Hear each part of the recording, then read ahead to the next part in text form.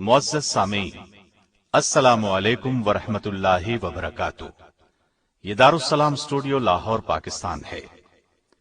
جرنیل صحابہ کے سلسلے کی دو کڑیاں سیدنا ابو عبیدہ بن جراح اور سیدنا خالد بن ولید ہم آپ کی خدمت میں پیش کر چکے ہیں۔ اس سلسلے کی تیسری پیشکش حاضر ہے۔ اس حصے میں ہم آپ کو اسلام کے عظیم مجاہد سیدنا سعد بن ابی وقاص کے حیرت انگیز اور چونکا دینے والے واقعات سنا رہے ہیں۔ جہاد کے میدان میں جس طرح سیدنا خالد بن ولید اور سیدنا ابو عبیدہ بن جراح نے نام پایا، اسی طرح سعد بن ابی وقاص بھی عظیم سپہ سالار کے طور پر جانے جاتے ہیں۔ اس سے بڑھ کر یہ کہ آپ عشرہ مبشرہ میں بھی شامل ہیں۔ ہمیں امید ہے آپ کو یہ ولولہ انگیز سلسلہ پسند آئے گا، تو آئیے سنتے ہیں جرنیل صحابہ حصہ سوم سیدنا سعد بن ابی وقاص رضی اللہ عنہ۔ پیشکش محمد طارق شاہد۔ عراق کے مشہور مقام جسر میں اسلامی لشکر اور عراقی فوج کا آمنا سامنا ہوا۔ عراق کا لشکر جرار پوری تیاریوں کے ساتھ آیا تھا۔ گھمسان کا رن پڑا۔ دشمن کا حملہ اس قدر تیز اور طوفانی تھا کہ ایک ہی دن میں 4000 مجاہد شہید ہو گئے۔ امیر المومنین سیدنا عمر بن خطاب رضی اللہ عنہ یہ ہولناک خبر سن کر بہت غمگین ہوئے۔ انہوں نے خود میدان جنگ میں جانے کا فیصلہ کیا۔ مدینے میں سیدنا علی رضی اللہ عنہ کو اپنا قائم مقام بنا کر آپ عراق جانے کے لیے نکلے۔ ابھی مدینے سے کچھ ہی فاصلے پر پہنچے تھے کہ سیدنا عبد الرحمن بن عوف رضی اللہ عنہ کو پتہ چلا۔ بہت پریشان ہوئے، فوراً دوڑے اور آپ کو جا لیا۔ آپ کا راستہ روکا اور عرض کیا، امیر المومنین، آپ اپنے فیصلے پر نظر ثانی کریں۔ ان حالات میں آپ کا مرکز اسلام میں رہنا انتہائی ضروری ہے۔ میری رائے کے مطابق بہتر یہ ہے کہ اسلامی لشکر کی قیادت کسی تجربہ کار اور نڈر جرنیل کے سپرد کر دی جائے۔ اس وقت مسلمان نازک ترین دور سے گزر رہے ہیں۔ امت مسلمہ کو آپ کی بہت ضرورت ہے۔ ہمارے پاس ایسے مجاہدین موجود ہیں جو جنگی حکمت عملی سے دشمن کا منہ موڑ سکیں، جنہیں میدان جنگ میں اترنے کا تجربہ ہے، جو تیر اور تلوار کی لڑائی کے ماہر بھی ہیں۔ آپ نے ان کی باتیں سنی اور رک گئے۔ سیدنا علی اور چند دوسرے بڑے صحابہ کو مشورے کے لیے بلایا۔ متفقہ طور پر طے پایا کہ امیر المومنین کو نہیں جانا چاہیے، ان کی یہاں زیادہ ضرورت ہے۔ عراق میں لڑنے والے لشکر کی قیادت کے لیے کسی تجربہ کار اور ماہر سالار کا انتخاب کیا جائے۔ سیدنا عمر نے صحابہ کے اجتماعی فیصلے کا احترام کیا، واپس مدینے آ گئے، صحابہ سے مشورہ کیا۔ آخر سیدنا عبد الرحمن بن عوف نے فرمایا، میری رائے یہ ہے کہ سعد بن ابی وقاص کو بھیجا جائے۔ اس رائے سے سبھی نے پرجوش انداز میں اتفاق کیا۔ سیدنا عمر نے سعد بن ابی وقاص رضی اللہ عنہ کو اسلامی لشکر کا سپہ سالار بنا کر عراق کی طرف روانہ فرمایا۔ سیدنا سعد بن ابی وقاص رضی اللہ عنہ 590 اور 595 عیسوی کے درمیان پیدا ہوئے۔ شہر پیدائش مکہ ہے۔ خیال کیا جاتا ہے کہ آپ نے ہجرت مدینہ سے قریباً 30 سال پہلے دنیا میں آنکھ کھولی۔ اس وقت 622 عیسوی تھا۔ اس حساب سے آپ عمر میں نبی کریم صلی اللہ علیہ وسلم سے قریباً 23 سال چھوٹے تھے۔ ماں باپ نے نام سعد رکھا۔ آپ کے والد کا نام مالک اور کنیت ابو وقاص تھی، لہذا آپ سعد بن ابی وقاص کے نام سے مشہور ہوئے۔ آپ کی کنیت ابو اسحاق تھی۔ آپ کے دو بیٹوں کے نام اسحاق اکبر اور اسحاق اصغر تھے، انہی کے نام پر کنیت تھی۔ آپ قبیلہ قریش کی ایک معزز شاخ بنو زہرہ سے تعلق رکھتے تھے۔ آپ کا سلسلہ نسب 5ویں پشت میں رسول اللہ صلی اللہ علیہ وسلم کے نسب نامے سے مل جاتا ہے۔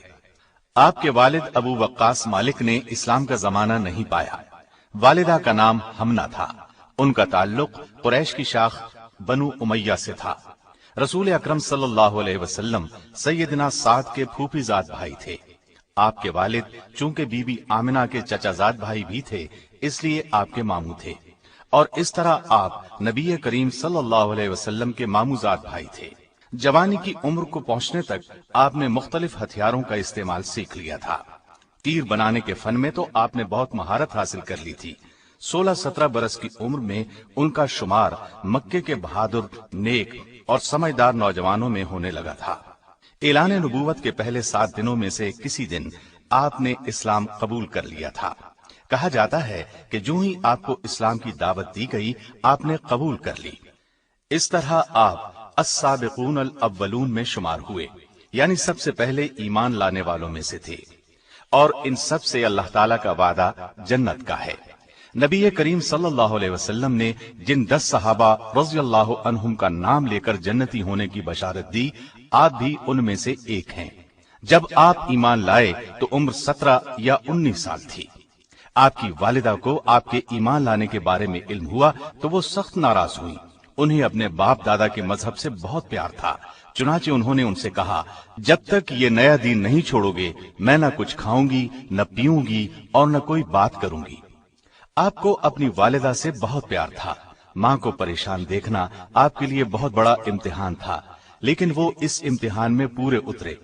ماں 3 دن تک بھوکی پیاسی رہی، آپ نے پھر بھی اس کی بات نہ مانی، سختی سے اسلام پر ڈٹے رہے۔ جب والدہ کی حالت نازک ہو گئی تو دوسرے بیٹے نے اسے پانی پلایا۔ اس موقع پر اللہ تعالیٰ کا یہ حکم نازل ہوا، ہم نے انسان کو والدین کے ساتھ اچھا سلوک کرنے کی ہدایت کی، اور اگر وہ تجھے میرے ساتھ شرک پر مجبور کرے جس کا آپ کو علم نہیں تو ان کا کہنا مت مان، تم سب کا لوٹنا میری ہی طرف ہے، پھر میں ہر اس چیز کی تمہیں خبر دوں گا جو تم کرتے تھے۔ ابتدا میں مسلمان چھپ کر عبادت کرتے تھے۔ سعد بن ابی وقاص بھی ان میں شامل تھے۔ کھلے بندوں عبادت کرنے میں خطرہ تھا، کہیں مشرکین انہیں نقصان نہ پہنچائے۔ ایک روز آپ دوسرے مسلمانوں کے ساتھ مل کر ایک ویران گھاٹی میں نماز ادا کر رہے تھے۔ چند کافر ادھر نکل آئے۔ انہوں نے پہلے تو مسلمانوں کا مذاق اڑایا، پھر انہیں مارنے پیٹنے لگے۔ سیدنا سعد اس وقت بالکل نوجوان تھے، انہیں جوش آ گیا۔ پاس ہی اونٹ کی ایک ہڈی پڑی تھی، اس کو اٹھا کر کافروں پر حملہ کر دیا۔ ایک کافر کے سر پر زور سے ہڈی لگی تو اس کا سر پھٹ گیا، دوسرے اسے ساتھ لیے بھاگ نکلے۔ کہا جاتا ہے سیدنا سعد پہلے شخص ہیں جنہوں نے اللہ کے دین کی خاطر کسی کافر کا خون بہایا۔ نبوت کے 6 سال کے آخر میں مکے کے کافروں نے فیصلہ کیا کہ جب تک ابو طالب اپنے بھتیجے کو ان کے حوالے نہیں کرے گا اس وقت تک بنو ہاشم سے کوئی شخص کسی قسم کا تعلق نہیں رکھے گا، نہ ان سے شادی بیاہ کرے گا، نہ انہیں کھانے پینے کی کوئی چیز فروخت کرے گا، نہ کوئی اور لین دین کرے گا۔ انہوں نے یہ فیصلہ لکھ کر کعبے کے دروازے پر لگا دیا۔ ابو طالب کو پتا چلا تو نبی کریم صلی اللہ علیہ وسلم کے دشمن ابو لہب اور اس کے گھر والوں کے سوا باقی خاندان کے سب لوگوں کو شیب ابی طالب میں لے گئے۔ قریش کے خاندان بنو مطلب نے بھی ان کا ساتھ دیا۔ یہ سب لوگ نبی کریم صلی اللہ علیہ وسلم کے ساتھ 7 ہجری نبوت سے لے کر 10 ہجری نبوت تک وہاں رہے۔ یہ دور انتہائی سختیوں کا دور تھا، زبردست تکالیف کا دور تھا۔ کھانے کی کوئی چیز ان تک پہنچنے نہیں دی جاتی تھی، درختوں کے پتے تک کھانے کی نوبت آئی۔ اس پابندی میں سیدنا سعد کے خاندان بنو زہرہ پر کوئی پابندی نہیں تھی، لیکن نبی کریم صلی اللہ علیہ وسلم کا ساتھ دینے کے لیے سیدنا سعد بھی آپ کے ساتھ اس گھاٹی میں رہے۔ ان کا اپنا بیان ہے کہ ایک رات سوکھے چمڑے کا ایک ٹکڑا کہیں سے مل گیا، میں نے اسے پانی سے دھویا، آگ پر بھونا، کوٹ کر پانی میں گھولا اور ستو کی طرح پی کر پیٹ کی آگ بجھائی۔ 3 سال بعد کفار میں سے کچھ اچھے لوگوں کو ان پر رحم آ گیا، انہوں نے کعبے جا کر معاہدے کو پھاڑ ڈالا۔ یہ بھی کہا جاتا ہے کہ اس معاہدے کے کاغذ کو دیمک چاڑ گئی تھی۔ اس طرح بنو ہاشم لوگوں کے ساتھ گھاٹی سے نکل کر اپنے گھروں میں آ گئے اور مصیبت کا یہ دور ختم ہوا۔ نبوت کے 13ویں سال نبی کریم صلی اللہ علیہ وسلم نے مکے میں موجود تمام صحابہ کو یثرب کی طرف ہجرت کرنے کی ہدایت فرمائی۔ اس زمانے میں مدینے کا نام یثرب تھا۔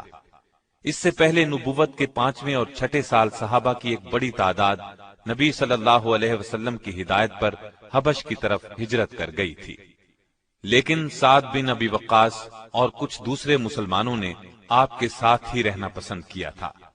اب حالات بدل گئے تھے۔ وہ اس طرح کہ مکے سے قریباً 300 میل دور شہر یثرب کے بہت سے لوگ اسلام قبول کر چکے تھے، اور انہوں نے نبی صلی اللہ علیہ وسلم کو اپنے شہر آنے کی دعوت دی تھی۔ یہ وعدہ کیا تھا کہ ہر قیمت پر آپ کی حفاظت کریں گے۔ نبی صلی اللہ علیہ وسلم نے ان کی دعوت قبول کر لی تھی، لیکن مناسب یہ سمجھا کہ پہلے اپنے چند صحابہ کرام کو مدینے بھیج دیں، پھر خود تشریف لے جائیں۔ چنانچہ آپ کی ہدایت پر مسلمانوں نے یثرب کی طرف ہجرت کی۔ ان میں سیدنا سعد بن ابی وقاص رضی اللہ عنہ بھی تھے، بلکہ ان کے 14 سالہ چھوٹے بھائی عمیر رضی اللہ عنہ بھی تھے۔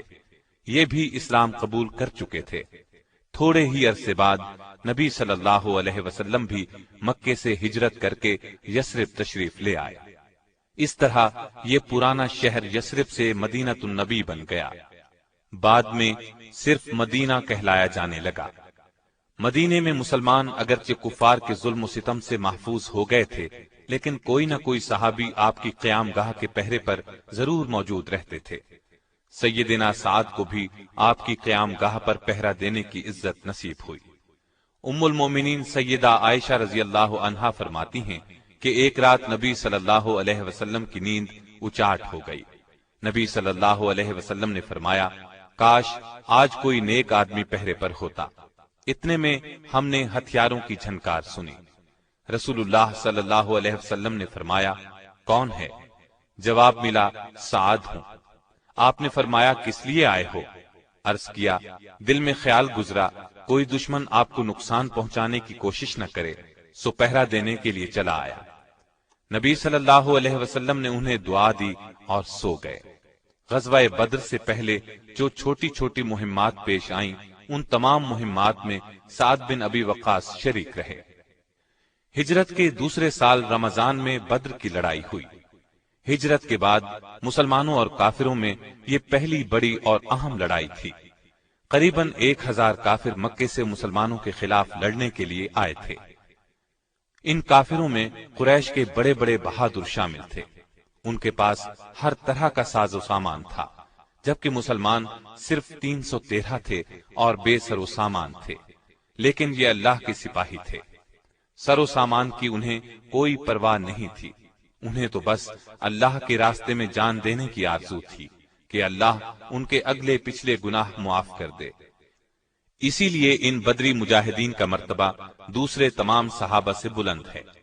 ان صحابہ میں سعد بن ابی وقاص اور ان کے چھوٹے بھائی عمیر بھی شامل تھے۔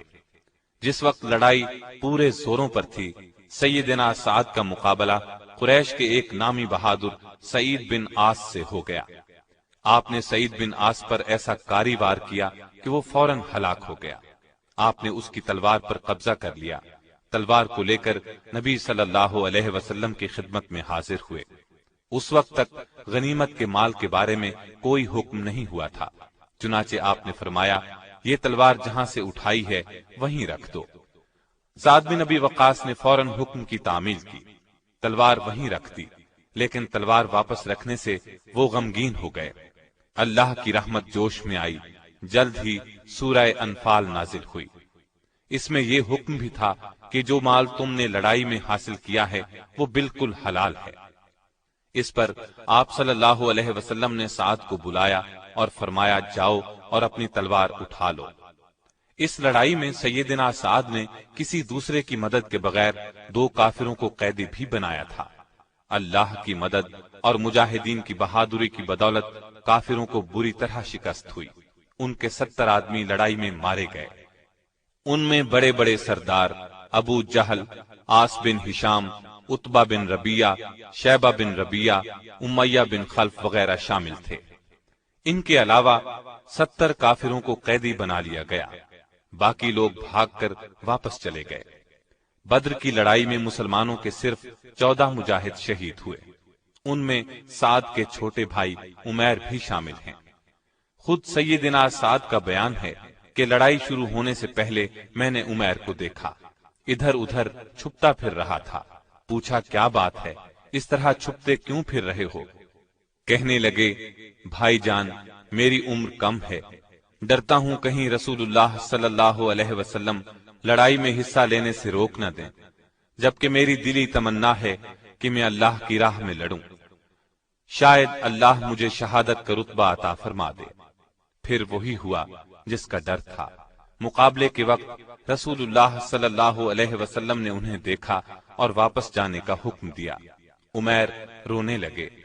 آپ کو ان کے شوق اور رونے کا حال معلوم ہوا تو نبی صلی اللہ علیہ وسلم نے انہیں اجازت دے دی۔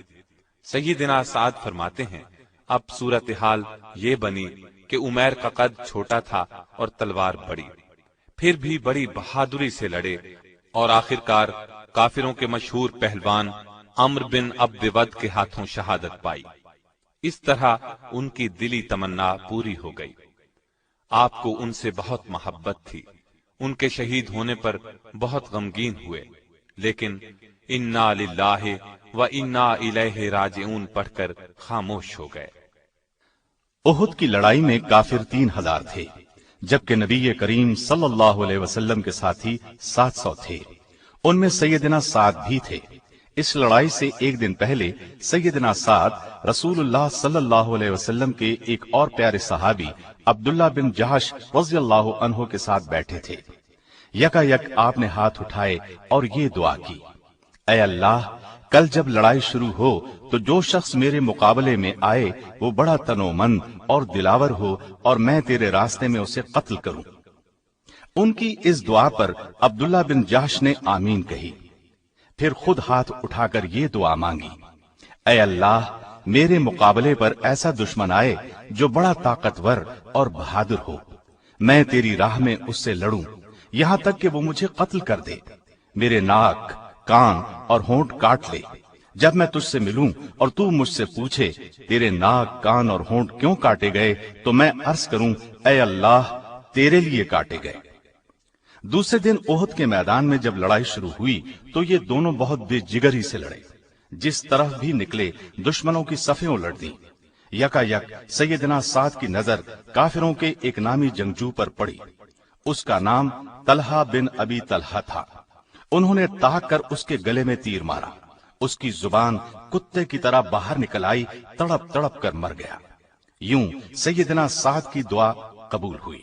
دوسری طرف عبداللہ بن جہش اس قدر جوش سے لڑے، اس قدر جمع مردی سے تلوار چلائی کہ دشمنوں کو قتل کرتے کرتے تلوار ٹوٹ گئی۔ فوراً نبی کریم صلی اللہ علیہ وسلم کی خدمت میں حاضر ہوئے۔ آپ نے انہیں کھجور کی ایک شاخ عطا کی، انہوں نے اس سے تلوار کا کام لیا، بہت دیر تک اس شاخ سے لڑتے رہے۔ آخر کافروں کے ایک نامی جنگجو ابو الحکم بن اخنس نے ان پر تلوار کا ایسا وار کیا کہ آپ شہید ہو گئے۔ کافروں نے آپ کے ناک، کان اور ہونٹ کاٹ لیے، ان کو دھاگے میں پرو دیا۔ سیدنا سعد کا گزر ان کی ناش کے پاس سے ہوا، حالت دیکھ کر بے ساختہ ان کے منہ سے نکل گیا، اللہ کی قسم، عبداللہ کی دعا میری دعا سے بہتر تھی۔ احد کی لڑائی میں تیر انداز دستے کی کوتاہی کی وجہ سے جب مسلمانوں کے پاؤں اکھڑے اور نبی کریم صلی اللہ علیہ وسلم کی شہادت کی خبر اڑی تو آپ کے نزدیک صرف چند جانثار صحابہ رہ گئے، ان میں سعد بھی تھے۔ یہ اصحاب شروع سے آخر تک اپنی جانوں کی بازی لگا کر نبی کریم صلی اللہ علیہ وسلم کی حفاظت کرتے رہے۔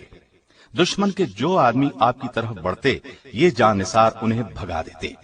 سیدنا سعد کو تیر چلانے میں بہت مہارت حاصل تھی۔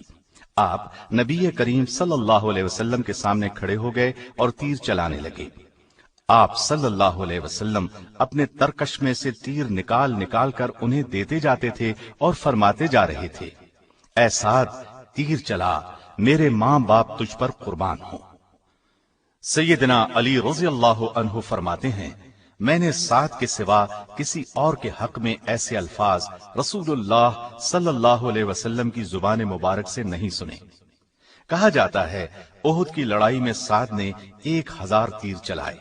ایک کافر ابو سعد بن ابی طلحہ مسلمانوں پر بڑھ چڑھ کر حملے کر رہا تھا، سیدنا سعد نے اسے ایک تیر تاک کر مارا، وہ تڑپ تڑپ کر ٹھنڈا ہو گیا۔ جلد ہی مسلمانوں کو معلوم ہو گیا کہ نبی کریم صلی اللہ علیہ وسلم کی شہادت کی خبر غلط تھی، لہٰذا وہ پرجوش انداز میں پلٹ پڑے اور لڑائی کا پانسا پلٹ گیا، کافر بھاگ گئے۔ خندق کی لڑائی میں بھی سیدنا سعد شریک تھے۔ ہجرت کے چھٹے سال بیعت رضوان کا واقعہ پیش آیا۔ 1400 صحابہ اس بیعت میں شریک ہوئے۔ اللہ تعالیٰ نے انہیں کھلے الفاظ میں اپنے راضی ہونے کی خوشخبری دی، ان میں سعد بھی شامل تھے۔ بیعت رضوان کے بعد آپ نے خیبر، حنین، مکہ و طائف اور تبوک کی مہمات میں بھی برابر حصہ لیا۔ خیبر اور حنین کی لڑائیوں میں سیدنا سعد بہت بہادری سے لڑے۔ تبوک کی لڑائی کے بعد ذوالحجہ کا مہینہ آیا تو نبی کریم صلی اللہ علیہ وسلم نے 300 مسلمانوں کا ایک قافلہ حج کے لیے مکے روانہ فرمایا، ان میں سعد کو بھی بھیجا۔ ہجرت کے 10ویں سال نبی کریم صلی اللہ علیہ وسلم خود حج کے لیے تشریف لے گئے۔ 1 لاکھ سے زائد مسلمان آپ کے ساتھ تھے، ان میں سعد بھی تھے۔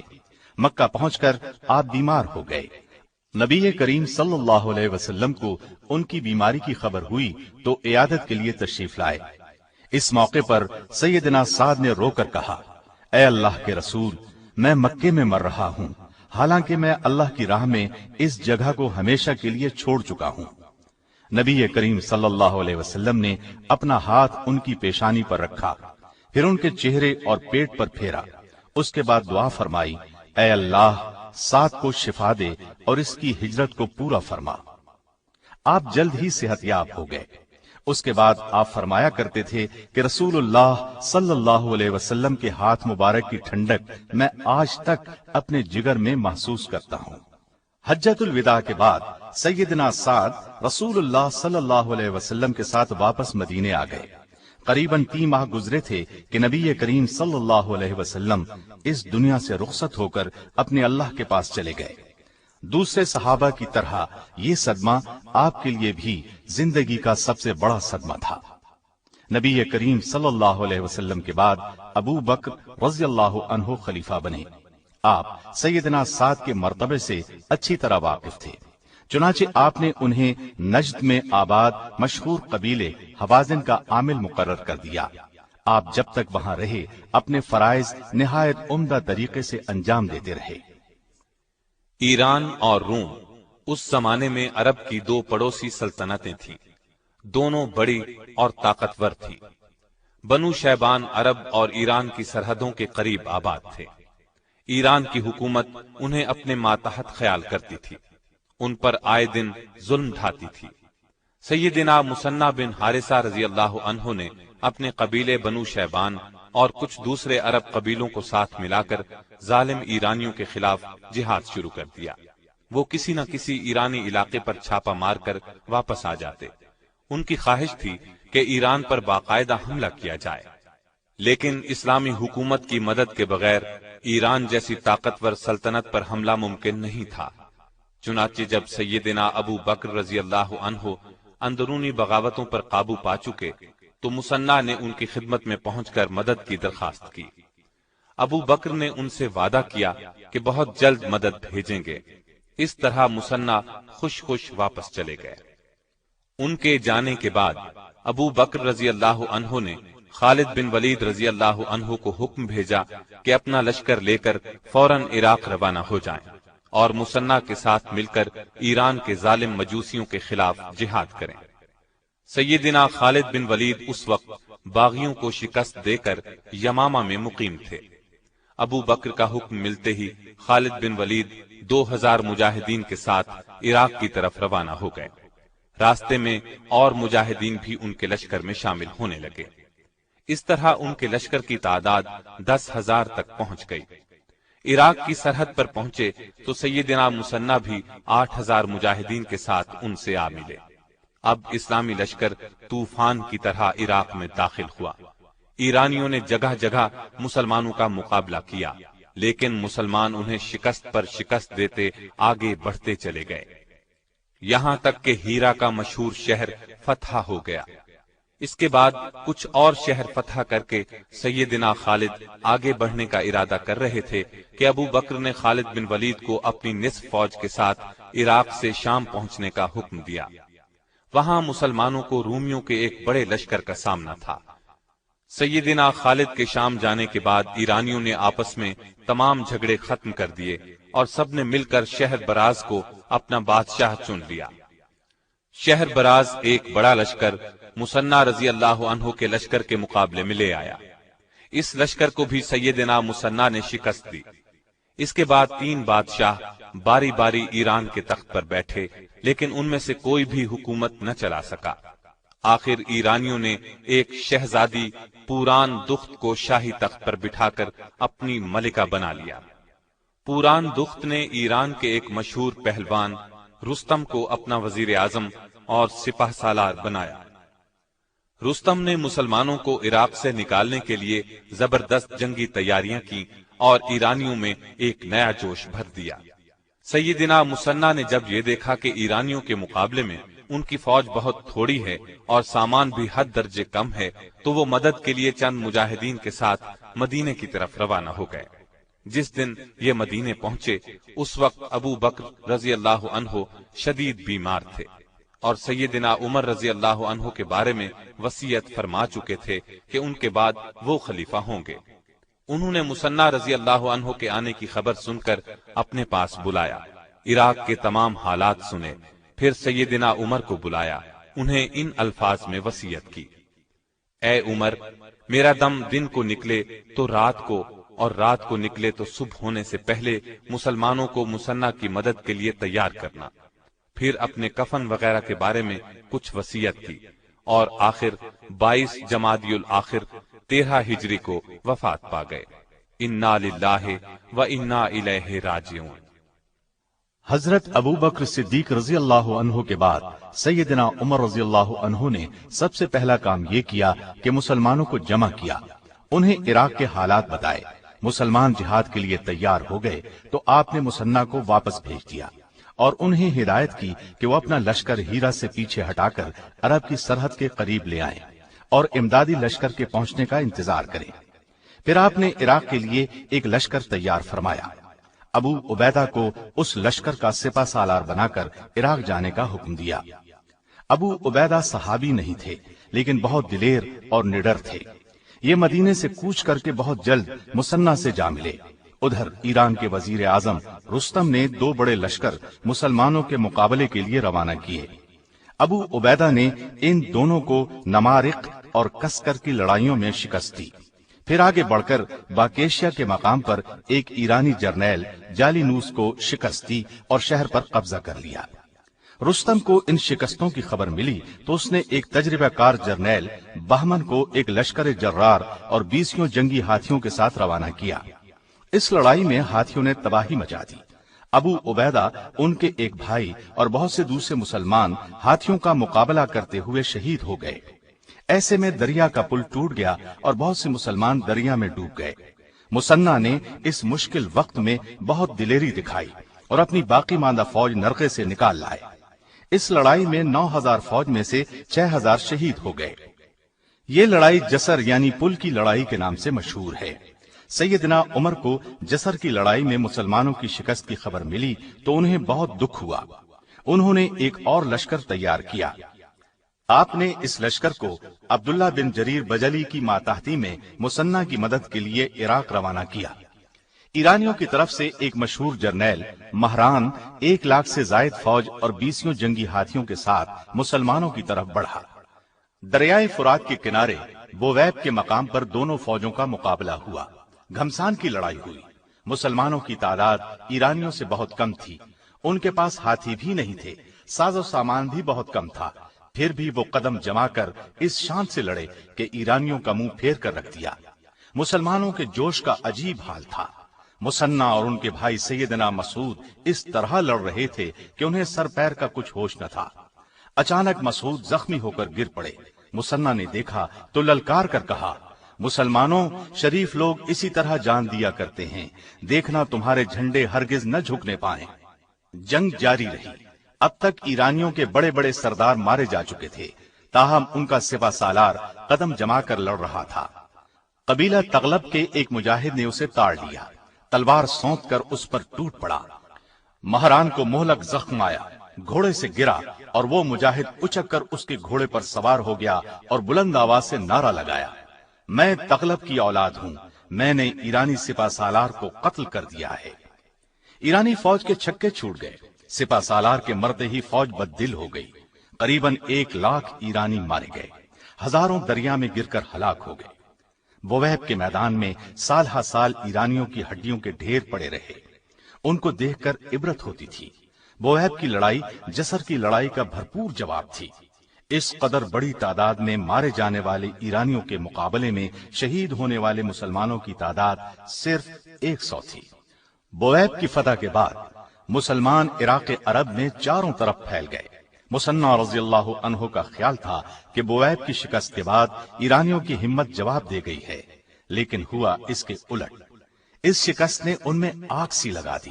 ایران کے ایک سرے سے لے کر دوسرے سرے تک ان میں اتفاق ہو گیا، اور وہ مسلمانوں کو عراق سے نکالنے کے لیے زور شور سے تیاریاں کرنے لگے۔ ایرانی امیروں اور وزیروں نے ملکہ پوران دخت کو تخت سے اتار دیا اور ایک ایرانی شہزادے یزدگرد کو تخت پر بٹھا دیا۔ اس کے بادشاہ بنتے ہی ایرانیوں میں گویا نئی جان پڑ گئی۔ وہ سب مسلمانوں کے خلاف اٹھ کھڑے ہوئے۔ جن علاقوں پر مسلمانوں نے قبضہ کر لیا تھا وہاں بھی بغاوت کے شعلے بھڑک اٹھے۔ مسلمان چاروں طرف سے خطرات میں گھر گئے۔ سیدنا مصنع رضی اللہ عنہ نے ان حالات کی اطلاع امیر المومنین کو دی۔ انہوں نے حکم بھیجا اپنی فوج کو سمیٹ کر عرب کی سرحد کی طرف ہٹ آئیں۔ انہوں نے اس حکم کی تعمیل کی، تمام فوجی دستوں کو جمع کر کے عرب کی سرحد کے قریب ذوقار کے مقام پر ڈیرے ڈال دیے اور سیدنا عمر کے نئے حکم کا انتظار کرنے لگے۔ ادھر امیر المومنین سیدنا عمر نے سارے عرب میں منادی کرا دی کہ لوگ ایرانیوں کے خلاف جہاد کے لیے تیار ہو جائیں اور مدینے پہنچے۔ اس اعلان کے ساتھ ہی ہر طرف سے مجاہدین آنے لگے۔ اس طرح 1000 کا لشکر تیار ہو گیا۔ سیدنا سعد بن ابی وقاص رضی اللہ عنہ ان دنوں نجد میں قبیلہ حوازن کے عامل تھے۔ آپ نے وہاں سے 3000 مجاہد بھیجے۔ امیر المومنین مسلمانوں میں اتنا جوش دیکھ کر بہت خوش ہوئے۔ تمام مجاہدین کو لے کر مدینے سے باہر سرار کے چشمے پر پہنچے، مجاہدین کو وہیں قیام کرنے کی ہدایت کی، خود بھی ان کے ساتھ ٹھہرے، سارے لشکر کی صف بندی کی، پھر فرمایا میرا ارادہ ہے کہ اس لشکر کے ساتھ میں خود جاؤں۔ عام مجاہدین کو آپ کے اس فیصلے کا علم ہوا تو وہ بہت خوش ہوئے، لیکن بڑے بڑے صحابہ نے مشورہ دیا کہ امیر المومنین کا مدینے سے باہر جانا کسی صورت مناسب نہیں۔ سیدنا عمر نے اس مشورے کو قبول کر لیا۔ اب سوال یہ پیدا ہوا کہ عراق بھیجے جانے والے لشکر کا امیر اور سپہ سالار کون ہو؟ بڑے بڑے صحابہ سے اس بارے میں مشورہ ہوا۔ آخر سیدنا عبد الرحمن بن عوف کی تجویز پر طے پایا کہ اس لشکر کا سپہ سالار سیدنا سعد بن ابی وقاص رضی اللہ عنہ کو بنایا جائے۔ سیدنا عمر نے اس وقت خط لکھ کر سعد بن ابی وقاص کو بلا بھیجا۔ چند دن بعد آپ مدینے پہنچ گئے۔ امیر المومنین نے انہیں عراق کی مہم کا سپہ سالار مقرر فرمایا۔ جھنڈا ان کے ہاتھ میں دیتے ہوئے بہت سی نصیحتیں کی، ہدایات دی، پھر انہیں عراق جانے کے لیے تیار ہونے کی ہدایت کی۔ سیدنا سعد بن ابی وقاص رضی اللہ عنہ عراق کے لیے روانہ ہونے لگے تو امیر المومنین نے اس وقت ان سے فرمایا ہر مصیبت میں صبر اختیار کریں، اللہ کے ہر حکم کی اطاعت کریں، گناہوں سے بچیں اور نیک کاموں کے ذریعے فتح طلب کریں۔ سیدنا سعد بن ابی وقاص نے آپ کو یقین دلایا کہ وہ ہر حال میں اللہ کی رضا کو اپنے سامنے رکھیں گے، اپنے ساتھیوں کو خوش رکھنے کی ہر ممکن کوشش کریں گے۔ اس کے بعد جھنڈا ہاتھ میں لیا اور 4000 مجاہدین کے لشکر کے ساتھ روانہ ہوئے۔ امیر المومنین انہیں رخصت کرنے کے لیے خود گئے۔ سعد بن ابی وقاص نے مدینے سے روانہ ہونے کے بعد سالبہ کے مقام پر پڑاؤ ڈالا۔ یہاں 4000 کا لشکر اور پہنچ گیا۔ انہیں بھی امیر المومنین عمر رضی اللہ عنہ نے روانہ کیا تھا۔ اس کے بعد بھی وقفے وقفے سے دستے ان کے پاس آتے رہے، یہاں تک کہ سالبہ میں ان کے پاس 20,000 فوج جمع ہو گئی۔ 3 ماہ تک وہاں ٹھہرنے کے بعد سیدنا سعد نے وہاں سے کوچ کیا اور شراف کے مقام پر پڑاؤ ڈالا۔ اس دوران میں سیدنا مصنع رضی اللہ عنہ وفات پا گئے۔ جسر کی لڑائی میں انہیں زخم آئے تھے، وہ زخم بگڑ گئے اور آپ انہی زخموں سے چل بسے۔ انتقال سے پہلے انہوں نے اپنی جگہ بشیر بن خصاصیہ رضی اللہ عنہ کو اپنی فوج کا سپہ سالار مقرر کیا۔ اور انہیں وصیت کی کہ ان کا پیغام سعد بن ابی وقاص رضی اللہ عنہ کو دے دیا جائے۔ جہاں تک ممکن ہو عرب کی سرحد کے قریب رہ کر ایرانیوں سے جنگ کریں۔ اللہ تعالی مسلمانوں کو فتح دے تو پھر بے دھڑک ایران کے اندر گھس جائیں۔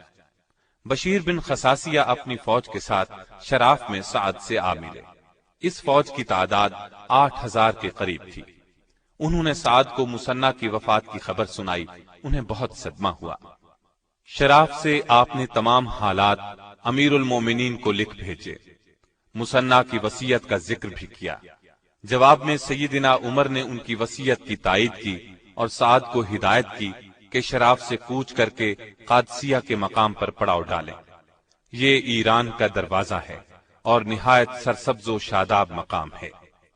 امیر المومنین کا خط ملنے پر سعد نے شراف سے کوچ کیا، قادسیہ کی طرف روانہ ہوئے۔ راستے میں غدیب کا مقام آیا، یہ ایرانیوں کی فوجی چوکی تھی، یہاں وہ اپنے ہتھیار رکھتے تھے۔ اس چوکی کے پہرے داروں کو مسلمانوں کے آنے کی خبر ملی تو وہ بھاگ نکلے۔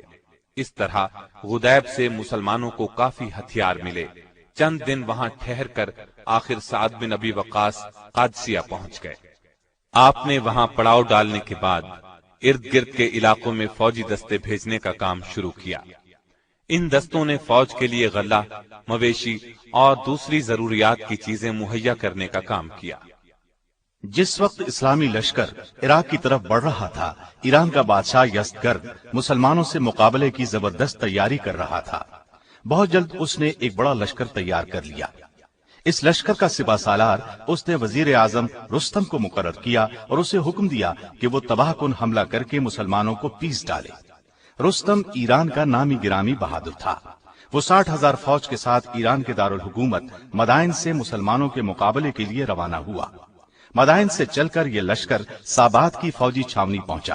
یہاں ہر طرف سے امدادی فوجی رستم کے پاس پہنچنے لگے، یہاں تک کہ تعداد 1.5 لاکھ ہو گئی۔ رستم کی فوج اب مسلمانوں سے لڑنے کے لیے بری طرح بے چین تھی۔ یہ تمام خبریں سیدنا سعد نے امیر المومنین کو لکھ بھیجی۔ ادھر سے جواب ملا، ایرانی فوجوں کی کثرت اور ساز و سامان سے گھبرانے کی ضرورت نہیں، اللہ پر پورا بھروسہ رکھیں، اسی سے مدد مانگے۔ جنگ سے پہلے ایران کے بادشاہ کے پاس چند دانا اور بہادر لوگوں کو سفیر بنا کر بھیجیں، وہ اسے اسلام کی دعوت دیں۔ انشاءاللہ اس دعوت سے ایرانیوں کے ارادوں میں سستی پیدا ہوگی، اور اگر ان کا بادشاہ اسلام کی دعوت قبول کرنے سے انکار کر دے تو ان کا عذاب بھی اسی کے سر ہوگا۔ امیر المومنین کا حکم ملتے ہی سیدنا سعد نے اپنی فوج سے 14 آدمی منتخب کیے۔ یہ 14 آدمی سادہ لباس میں صرف کوڑے ہاتھ میں لیے مدائن میں داخل ہوئے۔ وہاں کے لوگ ان حضرات کو دیکھ کر بہت حیران ہوئے۔ ادھر بادشاہ یزدگرد کو ان کے آنے کی اطلاع مل چکی تھی۔ اس نے اپنے دربار کو بڑی شان و شوکت سے سجایا۔ یہ لوگ دربار میں داخل ہوئے۔ بادشاہ نے عربی جاننے والے درباری کے ذریعے ان سے پوچھا، تم لوگوں نے ہمارے ملک پر حملہ کیوں کیا ہے؟ سیدنا سعد نے ان 14 آدمیوں کا امیر سیدنا نعمان کو بنایا تھا۔ انہوں نے بادشاہ کی بات کا جواب دیا، اے بادشاہ، ہم دنیا جہاں کی برائیوں میں مبتلا تھے، اللہ نے ہم پر رحم کیا، ہماری طرف اپنا رسول بھیجا، اس نے ہمیں برے کاموں سے روکا، نیک کاموں کی ہدایت کی، بتوں کی پوجا چھوڑ کر ایک اللہ کی عبادت کرنے کا حکم دیا، اس کے بدلے میں دنیا اور آخرت کی کامیابی کی خبر دی۔ ہم اس پر ایمان لے آئے، پہلے عرب کے مختلف قبیلوں کو اسلام کی دعوت دی، وہ ہمارے ساتھ ہو گئے تو ہمیں حکم ملا قریبی ملکوں کے لوگوں کو اسلام کی دعوت دیں۔ ہمارا مقصد لوٹ مار کرنا نہیں، اگر تم کسی کو اللہ کا شریک نہ بناؤ، ایک اللہ کو معبود مانو، سچے رسول پر ایمان لے آؤ تو ہمارا تمہارا کوئی جھگڑا نہیں، ہم صرف اللہ کی کتاب قرآن مجید تمہارے درمیان چھوڑ کر چلے جائیں گے۔ اگر یہ منظور نہیں تو تمہیں جزیہ دینا ہوگا، اس پر بھی راضی نہیں تو تلوار ہمارے تمہارے درمیان فیصلہ کرے گی، جزیہ دینے کی صورت میں ہم تمہاری حفاظت کریں گے۔ یزدگرد کو یہ جواب سن کر بہت غصہ آیا، اس نے گرجدار آواز میں کہا، تم سانپ اور چھپلیاں کھانے والے بھوکے ننگے لوگ ہمارے ملک کو لوٹنا چاہتے ہو، اب وقت آ گیا ہے کہ تمہیں سزا دی جائے اور دھکے دے کر اس ملک سے نکال دیا جائے۔ تمہارے لیے میں زیادہ سے زیادہ یہ کر سکتا ہوں کہ تمہارے اونٹوں پر غلہ اور چھوارے لدوا دوں اور عرب پر ایسا حاکم مقرر کر دوں جو تمہارا خیال رکھے۔ اس کے علاوہ تم کچھ اور چاہتے ہو تو پھر تمہیں ذلت کی موت ملے گی۔ ان 14 سفیروں میں قیس بن زرارہ بھی شامل تھے۔ چند قدم آگے بڑھے اور بادشاہ سے بولے، اے بادشاہ، ہم عرب کے شریف لوگ ہیں، تمہاری نفرت بھری باتیں اس قابل نہیں کہ تمہیں جواب دیا جائے۔ ہم تو اسلام کا نور تمہارے سینوں میں اتارنا چاہتے ہیں۔ اسلام قبول کر لو تو بہتر، ورنہ جزیہ یا تلوار، ایک چیز تو تمہیں قبول کرنی ہوگی۔ اس پر یزدگرد کے غصے کی انتہا نہ رہی۔ اس نے چلا کر کہا، اگر ایلچیوں کا قتل جائز ہوتا تو آج تم میں سے کوئی زندہ بچ کر نہ جاتا۔ اے دوسروں کے ملکوں کو لوٹنے والوں، تمہیں یہ خاک ملے گی۔ یہ کہہ کر اس نے بہت سی خاک دھول منگوا کر مسلمانوں کے آگے پھینک دی۔ ایک مجاہد نے یہ خاک اپنی چادر میں ڈال لی۔ پھر سارے سفیر اپنے لشکر میں لوٹ آئے اور سیدنا سعد کے پاس پہنچ کر ان الفاظ میں انہیں مبارکباد دی، اے امیر مبارک ہو، دشمن نے خود اپنی زمین ہمیں دے دی ہے، انشاءاللہ اب ہم ضرور اس کے ملک پر قبضہ کر لیں گے۔ ایرانی سفیروں کے واپس جانے کے بعد یزدگرد نے رستم کو حکم دیا کہ سابات سے چل کر قادسیہ پہنچو اور مسلمانوں کو پیس ڈالو۔ حکم ملنے پر رستم روانہ ہوا۔ اس کے ہر سپاہی نے زرہ پہنی ہوئی تھی، ہر طرح کے ہتھیاروں سے لیس تھے۔ گھڑ سوار دستے میں چوٹی کے سوار شامل تھے۔ جنگی ہاتھیوں کے قدموں کی دھمک سے زمین ہل رہی تھی۔ فوج کے خیمے چمکدار ریشمی کپڑے کے تھے۔ رستم سونے کے تخت پر بیٹھا تھا۔ یہ لشکر جرار قادسیہ میں عتیق کے مقام پر آ کر رکا۔ رستم نے حالات کا جائزہ لیا اور سیدنا سعد کو پیغام بھیجا، اپنا کوئی بھروسے والا آدمی میرے پاس بھیجو تاکہ صلح کی گفتگو کی جا سکے۔ آپ نے اس کی خواہش پر 3 یا 4 بار اپنے ایلچی رستم کے پاس بھیجے، لیکن کوئی بات نہ بن سکی۔ آخری بار مغیرہ بن شعبہ رضی اللہ عنہ بات کرنے کے لیے گئے۔ ان کا شمار عرب کے نہایت دانا اور بہادر لوگوں میں ہوتا تھا۔ وہ بہت لاپرواہی سے رستم کے دربار میں داخل ہوئے اور اس کے تخت پر اس کے زانو سے زانو ملا کر بیٹھ گئے۔ یہ دیکھ کر دربار میں ہلچل مچ گئی۔ شاہی ملازمین نے آگے بڑھ کر انہیں تخت سے اتار دیا۔ اس پر سیدنا مغیرہ نے کہا، میں نے سنا تھا کہ ایران کے لوگ بہت تمیز والے ہیں، لیکن مجھے معلوم نہیں تھا کہ وہ ایک شخص کو خدا بنا کر تخت پر بٹھا دیتے ہیں اور اسے پوجنے لگتے ہیں۔ اللہ کا شکر ہے ہم عربوں میں یہ رواج نہیں ہے۔ تم نے خود یہاں مہمان بنا کر بلایا ہے، اس لیے میرے ساتھ تمہارا یہ سلوک مناسب نہیں تھا۔ رستم یہ سن کر شرمندہ ہوا اور کہا، یہ میرے خادموں کی غلطی تھی، لیکن یہ تو بتاؤ کہ تم اپنی اس پرانی تلوار اور چھوٹے چھوٹے تیروں سے ہمارا مقابلہ کیسے کرو گے؟ اس پر مغیرہ نے کہا، بے شک میری تلوار پرانی ہے، لیکن اس کی دھار بہت تیز ہے۔ باقی رہے تیر تو سمجھ لو آگ کا شعلہ چھوٹا سا بھی ہو آگ ہی ہے، آگ کا کام جلانا ہے۔ اس پر رستم نے کہا، تمہاری بہتری اسی میں ہے کہ یہاں سے چلے جاؤ، ہم تمہارا پیچھا نہیں کریں گے۔ اس کے جواب میں مغیرہ نے تلوار کے قبضے پر ہاتھ رکھ کر کہا، اگر تم اللہ کا سچا دین اسلام قبول نہیں کرتے تو جزیہ دینا قبول کرو، ورنہ تلوار ہمارے اور تمہارے درمیان فیصلہ کرے گی۔ ان الفاظ کے ساتھ ہی رستم غصے میں آ گیا۔ اس نے للکار کر کہا، آفتاب کی قسم، اب ہرگز تم سے صلح نہیں ہوگی، میں کل تم سب کو ہلاک کر ڈالوں گا۔ یہ سن کر مغیرہ نے کہا، بہت اچھا، جو اللہ چاہے گا وہی ہوگا۔ اس کے بعد وہ اپنے لشکر میں آ گئے۔ سیدنا سعد کو رستم کے ارادوں سے باخبر کیا۔ آپ نے اسی وقت مجاہدین کو لڑائی کی تیاری کا حکم دے دیا۔ دوسری طرف ایرانی لشکر بھی زور شور سے تیاری کرنے لگا۔ اب سیدنا سعد کو رستم نے پیغام بھیجا کہ تم دریا پار کر کے اس طرف آؤ گے یا ہم ادھر آئیں۔ آپ رضی اللہ عنہ نے کہلا بھیجا کہ تم اس طرف آؤ۔ اس وقت دریا میں پانی کم تھا۔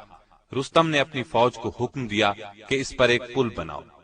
فوج نے راتوں رات نہایت مضبوط پل تیار کر دیا۔ دوسرے دن رستم نے بڑی شان اور شوکت کے ساتھ دریا پار کیا، اپنی صف بندی کی، ہاتھیوں کی قطار کھڑی کی۔ ایرانی لشکر کی تعداد 2 لاکھ کے قریب تھی۔ جبکہ اسلامی لشکر 30,000 سے کچھ زیادہ تھا۔ مسلمانوں کے جوش کا یہ عالم تھا کہ وہ اپنی صفوں سے نکلے پڑ رہے تھے۔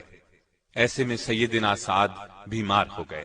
ان کی بیماری کچھ ایسی تھی کہ گھوڑے پر نہیں بیٹھ سکتے تھے اور نہ آسانی سے چل پھر سکتے تھے۔ اب آپ رضی اللہ عنہ خود لڑائی میں حصہ لینے کے قابل نہ رہے، تاہم لڑائی کی نگرانی کرنا بہت ضروری خیال کرتے تھے۔ اس موقع کے لیے وہاں ایک پرانا محل مل گیا۔ آپ اس کی دوسری منزل پر تکیے کے سہارے اس طرح بیٹھ گئے کہ جنگ کا میدان نظر کے سامنے تھا۔ اس وقت فوج میں نبی صلی اللہ علیہ وسلم کے ایک صحابی سیدنا خالد بن عرفطہ بہت بہادر اور دانا تھے۔ آپ نے انہیں بلایا اور فوج کی کمان ان کے سپرد کرتے ہوئے فرمایا، میں کاغذ پر لکھ کر ہدایات آپ کو بھیجتا رہوں گا۔ اب دونوں فوجیں ایک دوسرے کے سامنے کھڑی تھیں۔ اس وقت کے دستور کے مطابق ایک ایرانی جنگجو میدان میں نکلا۔ اس کا مقابلہ ایک مسلمان مجاہد نے کیا اور اسے گرفتار کر لیا۔ دوسرا ایرانی جنگجو اپنے مقابلے میں آنے والے مسلمان کا مقابلہ نہ کر سکا اور میدان سے بھاگ نکلا۔ تیسرا ایرانی بہادر اپنے مقابلے میں آنے والے مسلمان کے ہاتھوں مارا گیا۔ اب عام لڑائی شروع ہوئی۔ تمام مجاہدین سارا دن سر دھڑ کی بازی لگا کر لڑے۔ رات ہوئی تو دونوں لشکر اپنے اپنے پڑاؤ میں چلے گئے۔ قادسیہ کی لڑائی کے پہلے دن 600 کے قریب مسلمان شہید ہوئے، جبکہ مارے جانے والے ایرانیوں کی تعداد کئی ہزار تھی۔ دوسرے دن لڑائی شروع ہوئی تو مشہور بہادر قعقاع بن عمرو تمیمی 1000 مجاہدین کے ساتھ قادسیہ پہنچ گئے۔ انہیں ابو عبیدہ نے شام کے محاذ سے امدادی فوج کے طور پر بھیجا تھا، لیکن اس امدادی فوج کے آنے پر بھی ایرانیوں کا حملہ نہ روکا جا سکا، ان کے آگے بند نہ باندھا جا سکا، کیونکہ ان کی تعداد بہت زیادہ تھی، وہ پورے جوش سے لڑ رہے تھے۔ ایسے میں جب ایرانی شدید دباؤ ڈال رہے تھے، ایک نقاب پوش شاہ سوار گھوڑا دوڑاتا میدان جنگ میں داخل ہوا۔ وہ دشمن کی صفوں پر اس طرح بجلی بن کر گرا کہ ان کی صفیں درہم برہم ہو گئیں۔ یہ سوار دراصل ابو محجن ثقفی رضی اللہ عنہ تھے۔ کچھ دن پہلے ان سے شراب پینے کی غلطی ہو گئی تھی، اس پر انہیں ایک جزیرے پر قید کروا دیا گیا تھا۔ لیکن جب انہوں نے قادسیہ کی لڑائی کے بارے میں سنا تو یہ وہاں سے کسی نہ کسی طریقے سے نکل آئے، لیکن سیدنا سعد نے انہیں پھر گرفتار کر لیا اور جس محل کی اوپر والی منزل پر بیٹھ کر آپ جنگ کی نگرانی کر رہے تھے، اس قلعے میں انہیں بیڑیاں پہنا کر ڈال دیا گیا۔ جب قادسیہ کی لڑائی کے پہلے روز انہوں نے تلوار کے ٹکرانے کی آوازیں سنی تو یہ بری طرح بے چین ہو گئے اور پکار کر سیدنا سعد سے درخواست کی کہ انہیں کھلی جنگ کی اجازت دی جائے، لیکن آپ نے انہیں اجازت نہ دی۔ دوسرے دن لڑائی پھر شروع ہوئی، یہ پھر بے چین ہو گئے۔ قید خانے کی کھڑکی سے مسلمانوں کو مشکل میں دیکھا تو اور بھی جوش میں پڑ گئے۔ عجب حالت تھی، کبھی اپنے ہونٹوں کو کاٹتے تھے، کبھی ہاتھ ملتے تھے۔ ان کی یہ حالت اور آوازیں سیدنا سعد بن ابی وقاص رضی اللہ عنہ کی بیوی سلمہ رضی اللہ عنہا کے علم میں آئی۔ یہ ان کے نزدیک گئیں اور انہوں نے بڑی عاجزی سے درخواست کی کہ بہن، اللہ کے لیے میری بیڑیاں کھول دیں، ایک گھوڑا ہتھیاروں سمیت مجھے دے دیں، پھر دیکھیں کہ میں دشمن کے مقابلے میں کیا کرتا ہوں۔ زندہ رہا تو آ کر بیڑیاں پہن لوں گا۔ سلمہ نے سیدنا سعد کے خوف سے ان کی بات ماننے سے انکار کر دیا۔ اس پر وہ شدید مایوسی کے عالم میں اپنی کوٹری میں دردناک شعر پڑھنے لگے۔ ان اشعار کا مطلب یہ تھا کہ اس سے بڑھ کر کیا غم ہوگا کہ سوار نیزے لے کر لڑ رہے ہیں اور میں زنجیروں میں جکڑا ہوا ہوں، کھڑا ہونا چاہتا ہوں تو زنجیریں اٹھنے نہیں دیتی اور دروازے اس طرح بند کر دیے جاتے ہیں کہ پکارنے والا پکارتے پکارتے تھک جاتا ہے، کسی کو میرا خیال نہیں، اور میں نے اللہ سے عہد کیا ہے اور میں اس عہد کو نہیں توڑوں گا۔ اگر شراب خانوں کے دروازے مجھ پر کھول دیے جائیں تو بھی میں ادھر کا رخ نہیں کروں گا۔ سیدہ سلمہ رضی اللہ عنہا نے یہ اشعار سنے تو ان کی آنکھوں میں آنسو آ گئے۔ اسی وقت اپنی ملازمہ کو ساتھ لے کر قید خانے میں گئیں اور ان کی بیڑیاں کھول دی، پھر انہیں قید خانے سے استبل میں لائیں۔ ایک اعلیٰ نسل کا عربی گھوڑا اور ہتھیار ان کے سپرد کر کے کہا، جاؤ اللہ کے حوالے، مجھے امید ہے تم اپنا عہد پورا کرو گے۔ گھوڑا اور ہتھیار پا کر ابو محجن ثقفی رضی اللہ عنہ کو جیسے سارے جہان کی دولت مل گئی۔ منہ کو کپڑے سے چھپایا، گھوڑے پر سوار ہوئے اور ایڑ لگا دی۔ پھر نیزہ ہاتھ میں ہلاتے اس شان سے ایرانیوں پر ٹوٹے جیسے آسمان سے بجلی گرتی ہے۔ انہوں نے جدھر کا رخ کیا ایرانیوں کی صفیں الٹ دی۔ مسلمانوں کے وہ دستے جو ایرانیوں کے زبردست حملوں کی وجہ سے سخت مشکل اور دباؤ میں تھے، انہوں نے سمجھا کہ اللہ نے ان کے لیے آسمان سے کوئی فرشتہ بھیج دیا ہے۔ ابو محجن کبھی دائیں بازو پر جا پڑتے تھے، کبھی بائیں بازو میں گھس کر تباہی مچا دیتے تھے۔ اس طرح انہوں نے جنگ کا نقشہ بدل کر رکھ دیا۔ سیدنا سعد دور سے لڑائی کا حال دیکھ رہے تھے۔ انہوں نے اس نقاب پوش کو اس طرح لڑائی کرتے دیکھا تو بے اختیار اش کر اٹھے۔ منہ پر کپڑا ہونے کی وجہ سے سیدنا سعد انہیں پہچان نہ سکے، لیکن دل میں کہہ رہے تھے کہ اس شان سے تو ابو محجن ثقفی ہی لڑا کرتا تھا۔ اگر وہ قید نہ ہوتا تو میں یہی سمجھتا کہ یہ ابو محجن ہی ہے۔ معلوم نہیں کہ یہ شیر کون ہے۔ شاید اللہ نے آسمان سے کوئی فرشتہ نازل کیا ہے۔ ان کے دیکھتے ہی دیکھتے مسلمانوں نے ابو محجن کے ساتھ مل کر اپنے سامنے کے ایرانیوں کو گاجر مولی کی طرح کاٹ کر رکھ دیا۔ اگر تھوڑی دیر لڑائی اور جاری رہتی تو ایرانیوں کی پچھلی صفیں بھی تباہ ہو جاتی، لیکن اب شام ہو چلی تھی، اس لیے دونوں فوجوں نے جنگ بند کر دی۔ لڑائی ختم ہوتے ہی ابو محجن قید خانے میں آ گئے اور خود ہی بیڑیاں پہن لی۔ ایسے میں سیدنا سعد اوپر سے نیچے آئے تو سلمہ رضی اللہ عنہا نے پوچھا، لڑائی کی کیا خبریں ہیں؟ انہوں نے جواب میں فرمایا، ہم دشمنوں سے لڑ رہے تھے، مسلمان بہت دباؤ میں تھے، ایرانیوں کا دباؤ بڑھتا جا رہا تھا، ایسے میں اللہ تعالی نے ایک شاہ سوار کو بھیج دیا۔ وہ اس قدر بے جگری سے لڑا، ایسی سرفروشی دکھائی کہ ایرانیوں کے منہ پھر کر رہ گئے۔ اگر میں نے ابو محجن کو قید خانے میں نہ ڈالا ہوتا تو یہی خیال کرتا کہ وہ ابو محجن ہے، کیونکہ اس شاہ سوار کے لڑنے کا طریقہ بالکل ابو محجن جیسا تھا۔ اس پر سلمہ رضی اللہ عنہا نے کہا، اے امیر، وہ ابو محجن ہی تھے۔ سعد یہ سن کر حیران ہوئے اور بولے، یہ کیسے ہو سکتا ہے؟ انہیں تو میں نے بیڑیاں پہنائی ہوئی ہیں۔ اب سلمہ نے ساری بات تفصیل سے سنائی۔ سیدنا سعد سن کر بہت متاثر ہوئے، ان کی آنکھوں میں آنسو آ گئے۔ آپ نے فرمایا، جو شخص مسلمانوں پر اس طرح قربان ہوتا ہو، اللہ کی قسم میں اسے قید میں نہیں رکھ سکتا۔ یہ کہہ کر آپ اسی وقت ابو محجن کے پاس گئے، ان کی بیڑیاں کھول ڈالیں اور محبت بھرے انداز میں گلے سے لگا لیا۔ ابو محجن بھی سچے مسلمان تھے۔ انہوں نے جذبات سے لبریز آواز میں کہا، اے امیر، شراب پیتے وقت میں سزا سے نہ ڈرا، لیکن اب اللہ کا خوف کرتے ہوئے عہد کرتا ہوں کہ آئندہ کبھی شراب کو ہاتھ نہیں لگاؤں گا۔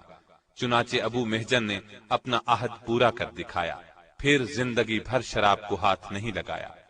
ابو محجن طائف کے رہنے والے تھے، قبیلہ بنو ثقیف سے تعلق رکھتے تھے۔ 9 ہجری میں رسول اللہ صلی اللہ علیہ وسلم کی خدمت میں حاضر ہوئے اور اسلام قبول کیا۔ ان کے لڑنے کا انداز ایسا تھا کہ ہزاروں میں پہچانے جاتے تھے۔ قادسیہ کی لڑائی کے علاوہ کئی دوسری لڑائیوں میں اس طرح جان توڑ کر لڑے کہ لوگ آج تک ان کی بہادری کی مثالیں دیتے ہیں۔ تیسرے دن لڑائی پھر شروع ہوئی، دونوں فوجیں پھر پوری قوت سے ٹکرائیں۔ سیدنا سعد نے ٹھان لی تھی کہ آج ضرور لڑائی کا فیصلہ کر کے رہیں گے۔ لڑائی شروع ہونے سے پہلے آپ کی ہدایت کے مطابق چند دستے میدان جنگ سے دور چلے گئے۔ ان میں سے ایک ایک دستہ تھوڑی تھوڑی دیر بعد تکبیر کے نعرے لگاتا میدان جنگ میں داخل ہوتا۔ اس سے ایرانی یہ سمجھنے پر مجبور ہو گئے کہ مسلمانوں کو مسلسل کمک پہنچ رہی ہے۔ اس احساس نے ان کے حوصلے پست کر دیے۔ اب شام ہو چکی تھی، لیکن سیدنا سعد لڑائی کا فیصلہ آج ہی چاہتے تھے۔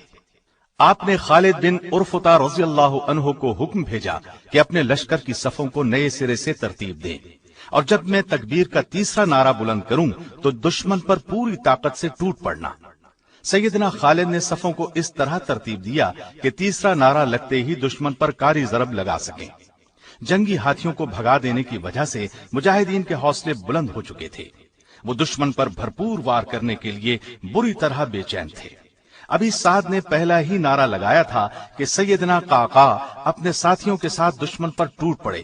ان کا جوش دیکھ کر سیدنا سعد نے کہا، اے اللہ، قعقاع کو معاف کرنا۔ ایسا انہوں نے اس لیے کہا کہ ان کا حکم یہ تھا کہ تیسرے نعرے پر حملہ کرنا اور ان کی مدد کرنا۔ ان مجاہدوں کو حملہ کرتے دیکھ کر دوسرے قبیلے بھی تیسرے نعرے کا انتظار نہ کر سکے، انہوں نے بھی حملہ کر دیا۔ بہت دیر تک زبردست لڑائی ہوتی رہی لیکن فیصلہ نہ ہو سکا۔ آخر سیدنا قعقاع رضی اللہ عنہ نے اپنے قبیلے کے ساتھ ایک اور زوردار ترین حملہ کیا۔ اس حملے نے ایرانیوں کے پاؤں اکھاڑ دیے، وہ بدحواس ہو کر پیچھے ہٹے۔ ایسے میں مسلمان لڑتے لڑتے رستم تک پہنچ گئے۔ وہ اپنے تخت پر بیٹھا لڑائی کا نظارہ کر رہا تھا۔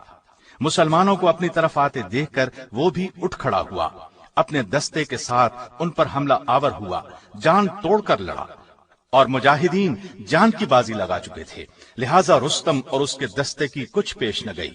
مجاہدین نے آن کی آن میں محافظ دستے کا صفایا کر دیا۔ رستم سخت زخمی ہو کر بھاگا۔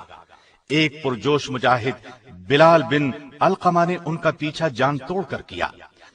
رستم نے قریبی نہر میں چھلانگ لگا دی۔ بلال بن علقمہ کب اس کا پیچھا چھوڑنے والے تھے، انہوں نے بھی چھلانگ لگا دی اور اس کی ٹانگ پکڑ لی۔ ٹانگ سے پکڑتے ہی انہوں نے اسے گھسیٹ لیا اور سر کاٹ ڈالا، پھر خود اس کے تخت پر چڑھ کر بلند آواز سے پکارا، مسلمانوں، میں نے رستم کو قتل کر دیا ہے، یہ دیکھو میں اس کے تخت پر بیٹھا ہوں اور وہ ادھر مردہ پڑا ہے۔ اس آواز کی گونج پورے میدان میں سنائی دی۔ ایرانیوں کے پتے پانی ہو گئے، بدحواس ہو کر بھاگے۔ مسلمانوں نے ان کا تعاقب کیا اور انہیں اپنی تلواروں پر رکھ لیا، گاجر مولی کی طرح انہیں کاٹنے لگے۔ ان گنت ایرانی بھاگتے ہوئے مارے گئے۔ اس طرح مسلمانوں کو اللہ تعالیٰ نے قادسیہ کی اس خوفناک لڑائی میں فتح نصیب فرمائی۔ اس جنگ میں قریباً 30,000 ایرانی مارے گئے، 8,000 کے قریب مسلمان شہید ہوئے۔ مسلمانوں کو بے شمار مال غنیمت ہاتھ لگا۔ یہ لڑائی 14 ہجری 635 عیسوی کو شروع ہوئی۔ فتح کے بعد سیدنا سعد 2 ماہ تک قادسیہ ہی میں ٹھہرے رہے۔ بے شمار لوگ مسلمانوں کے حسن سلوک اور اسلام کی تعلیمات سے متاثر ہو کر اسلام لے آئے۔ قادسیہ میں 2 ماہ آرام کرنے کے بعد سیدنا سعد آگے بڑھے، شہر بابل اور کوسہ فتح کیے۔ سیدنا عمر رضی اللہ عنہ نے سیدنا سعد رضی اللہ عنہ کو عراق عرب کا گورنر مقرر کر دیا۔ آپ نے پورے علاقے کا اس قدر عمدہ انتظام کیا کہ ہر طرف امن و امان کا دور دورہ ہو گیا۔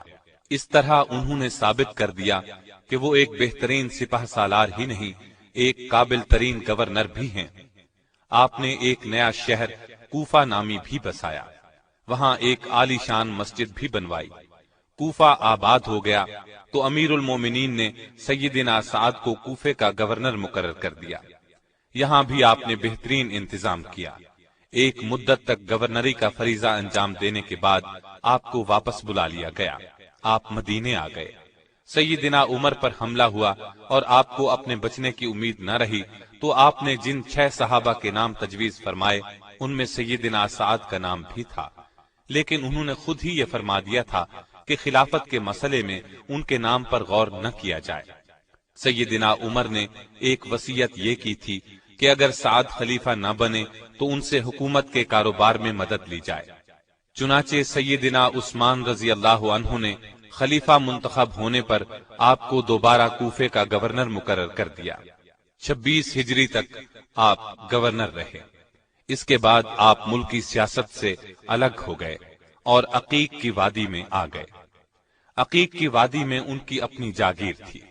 یہ جاگیر انہیں رسول اللہ صلی اللہ علیہ وسلم نے عطا فرمائی تھی۔ عقیق کی وادی مدینے سے 10 میل کے فاصلے پر تھی۔ یہ ایک سرسبز اور شاداب جگہ تھی۔ یہاں انہوں نے اپنی زندگی کے آخری 30 سال خاموشی میں بسر کیے۔ آپ اسی حالت میں اپنی زندگی کا یہ حصہ بسر کرتے رہے۔ بڑھاپے کی وجہ سے روز بروز کمزور ہوتے چلے گئے اور آخری ایام میں تو ان کی نظر بھی جواب دے گئی۔ بستر سے اٹھنا مشکل ہو گیا۔ آخر 55 ہجری میں ان کا آخری وقت آ گیا۔ وفات سے پہلے آپ نے یہ وصیت کی، بدر کی لڑائی میں نے اونی کپڑے پہن رکھے تھے، مجھے ان میں لپیٹ کر دفن کرنا، قبر پر کچی اینٹیں لگانا، اس کے بعد آخری سانس لیا اور مالک سے جا ملے۔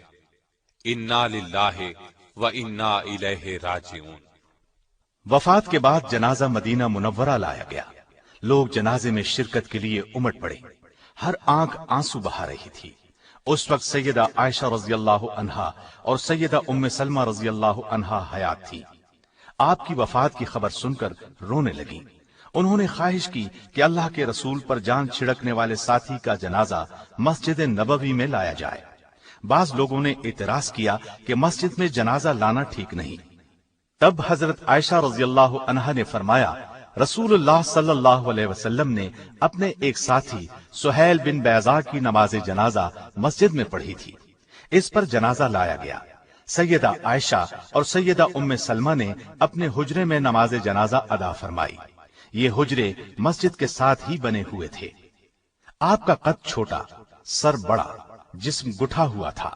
آپ نے مختلف اوقات میں کئی شادیاں کی، ان سے 18 لڑکے اور 17 لڑکیاں پیدا ہوئیں۔ بچپن ہی میں تیر اور کمانے بنانے کا ہنر سیکھ لیا تھا۔ ہجرت سے پہلے ہی ان کی روزی کمانے کا ذریعہ تھا۔ آپ نے اس فن میں کمال حاصل کیا۔ لوگ دور دور سے ان کے تیر اور کمانے خریدنے کے لیے آتے، پھر لڑائیوں میں مال غنیمت ملنے لگا۔ عقیق میں نبی کریم صلی اللہ علیہ وسلم نے آپ کو زمین عطا فرمائی۔ آپ قرآن اور حدیث کے بہت بڑے عالم تھے، تلاوت کے بہت شوقین تھے، خوش الحان بھی تھے، تلاوت کے وقت رویا کرتے تھے۔ نبی کریم صلی اللہ علیہ وسلم کی خدمت میں رہنے کا کافی موقع ملا۔ امت کو آپ نے 215 احادیث پہنچائیں۔ سیدنا عمر رضی اللہ عنہ کو آپ پر بہت اعتماد تھا۔ فرمایا کرتے تھے کہ جب تم ساتھ سے رسول کریم صلی اللہ علیہ وسلم کی کوئی حدیث سنو تو پھر کسی دوسرے سے پوچھنے کی ضرورت نہیں۔ لوگ ان سے دین کے مسائل پوچھا کرتے تھے، اللہ سے بہت ڈرتے تھے، اکثر رات کا زیادہ حصہ عبادت میں گزارتے، کثرت سے روزے رکھتے، نماز کے لیے کھڑے ہوتے تو جسم کانپنے لگتا اور چہرے کا رنگ تبدیل ہو جاتا۔ تہجد کی نماز کے بہت پابند تھے، اکثر یہ دعا مانگتے، الہی میرے گناہوں کو بخش دے اور مجھے اپنی مخلوق کی خدمت کرنے کی توفیق دے۔ حضرت سعد بن ابی وقاص رمضان میں تو عبادت کی حد کر دیتے۔ اگرچہ جوانی ہی میں مسلمان ہو گئے تھے، لیکن اسلام سے پہلے کے دن یاد آتے تو آنکھوں میں آنسو آ جاتے۔ کئی حج کیے، آخر عمر میں تو صرف عبادت کے ہو کر رہ گئے تھے۔ آپ کو نبی صلی اللہ علیہ وسلم سے بہت محبت تھی۔ ہر وقت نبی صلی اللہ علیہ وسلم پر جان قربان کرنے کے لیے تیار رہا کرتے۔ اس طرح آپ صلی اللہ علیہ وسلم کو بھی ان سے بہت محبت تھی۔ ننھیالی رشتے کی وجہ سے بعض اوقات رسول اللہ انہیں اپنا ماموں فرماتے۔ ایک دن سعد آپ صلی اللہ علیہ وسلم کی خدمت میں آئے تو آپ نے فرمایا، یہ میرے ماموں ہیں، چاہیے کہ ہر ایک شخص اپنے ماموں کی تعظیم کرے۔ آپ نے ان کے بارے میں یہ دعا فرمائی، الہی اس کی دعا قبول فرمایا کر اور اس کی تیر اندازی درست رہے۔ اس دعا کی بدولت حضرت سعد بن ابی وقاص ایک ایسے صحابی کے طور پر مشہور ہو گئے جن کی دعا قبول ہوتی تھی، اس لیے لوگ ان سے ہمیشہ خیر و برکت کی دعا کراتے تھے، ان کی بد دعا سے ڈرا کرتے تھے۔ نبی صلی اللہ علیہ وسلم سعد بن ابی وقاص کی سفارش دوسروں کے حق میں قبول کر لیا کرتے تھے۔ آپ نہایت پاکیزہ اخلاق کے مالک تھے۔ آپ میں دینی غیرت بہت تھی، پرہیزگاری میں اپنی مثال آپ تھے۔ تمام زندگی کوئی ایسا لقمہ نہیں کھایا جس کے حلال یا پاک ہونے میں شبہ ہوتا۔ غیبت سے خود کو بچاتے تھے، اپنے سامنے دوسرے کو کسی کی غیبت نہ کرنے دیتے تھے۔ اکثر بازار میں گشت لگاتے، دکانداروں کو پورا تولنے کی ہدایت فرماتے۔ آپ کو کسی سرکاری عہدے کا کوئی لالچ نہیں تھا، نہ دنیا کی دولت سمیٹنے کی کوئی فکر تھی، قناعت پسند تھے۔ آپ میں شجاعت اور دلیری کی صفات کے ساتھ بے خوفی نمایاں تھی۔ آپ بہت نرم دل تھے، کسی کو تکلیف میں نہیں دیکھ سکتے تھے۔ دعا مانگتے وقت آنکھوں میں آنسو آ جاتے۔ زندگی بہت سادہ تھی، سادہ غذا اور سادہ لباس سے کام چلاتے تھے، لیکن بڑے دریا دل تھے۔ سوال کرنے والے کو خالی ہاتھ نہیں لوٹاتے تھے، غریبوں کو اپنے دسترخوان پر بٹھا کر کھلاتے تھے۔ مساجد اور مدرسوں کی تعمیر میں اپنے پاس سے بڑی بڑی رقمیں دیتے تھے۔ یہ عظیم جرنیل سب سے پہلے اسلام لانے والوں اور عشرۂ مبشرہ میں شامل ہیں۔ دنیا میں ہی انہیں جنت کی خوشخبری زبان نبوت صلی اللہ علیہ وسلم سے ملی۔ آپ بدری صحابی بھی ہیں اور صلح حدیبیہ کے موقع پر بیعت رضوان میں بھی شریک تھے۔ اللہ تعالیٰ ان پر بے شمار رحمتیں نازل فرمائے، آمین۔ محترم سامعین، ابھی آپ دارالسلام اسٹوڈیو لاہور پاکستان سے جرنیل صحابہ کا تیسرا حصہ سیدنا سعد بن ابی وقاص رضی اللہ عنہ سن رہے تھے۔ دارالسلام اسٹوڈیو دارالسلام پبلشرز اینڈ ڈسٹریبیوٹرز کا ایک حصہ ہے جو اسلامی کتب کی اشاعت کا بین الاقوامی ادارہ ہے، جس کا ہیڈ آفس سعودی عرب کے دارالحکومت ریاض میں واقع ہے، جس کے مینیجنگ ڈائریکٹر جناب عبد المالک مجاہد ہیں۔ دارالسلام کا دنیا کے 27 ملکوں میں نیٹ ورک ہے۔ پاکستان میں اس کا ایڈریس نوٹ کر لیں: دارالسلام اسٹوڈیو، 50 لوور مال، نزد ایم اے او کالج، لاہور۔ فون 72400247232400 اور 71200054، فیکس 7354072۔ یہ پیشکش تھی محمد طارق شاہد کی۔ اللہ حافظ۔ Thanks for watching. Don't forget to like, comment, share and subscribe to